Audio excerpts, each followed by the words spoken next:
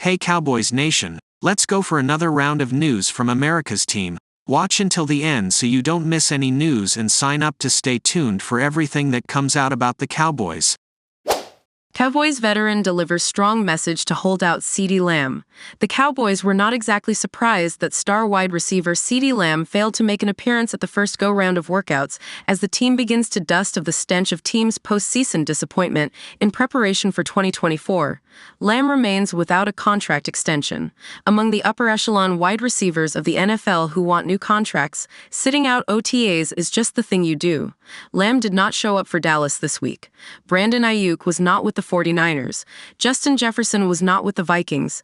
T. Higgins was not with the Bengals. Courtland Sutton was not with the Broncos.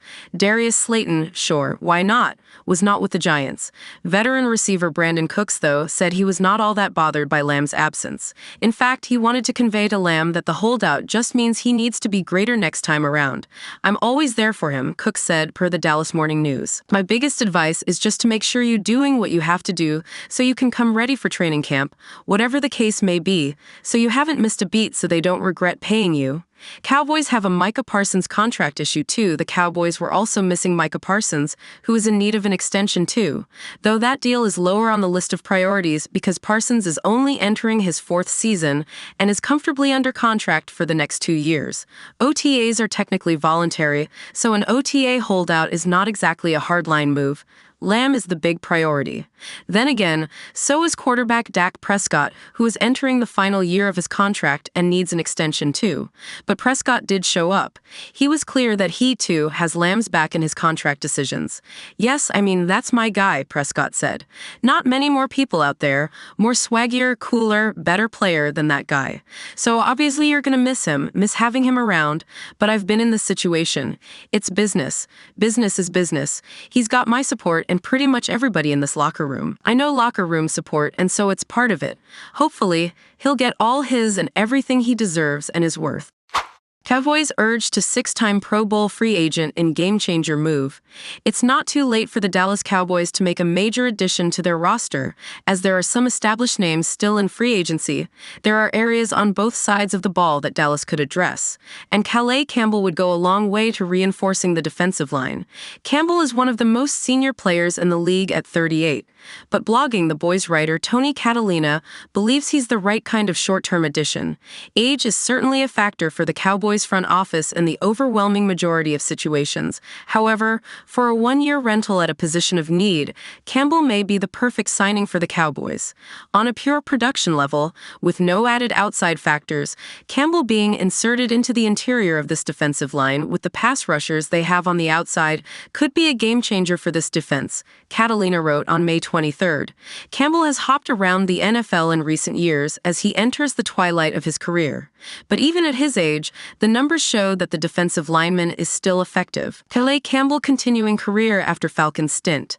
Campbell initially made his mark in the NFL as an Arizona Cardinal, first joining the team as a second-round pick in the 2008 NFL Draft.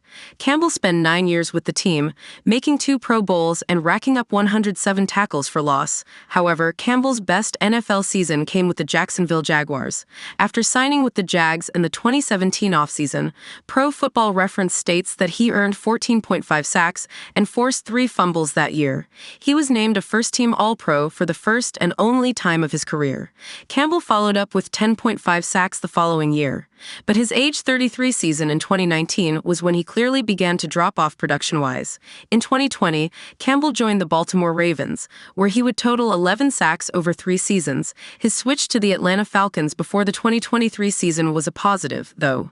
Campbell earned 6.5 sacks, his best since 2019, and racked up 11 tackles for loss. He's clearly not the same producer he was in the late 2010s, but he hasn't dropped off nearly as much as some aging pass rushers.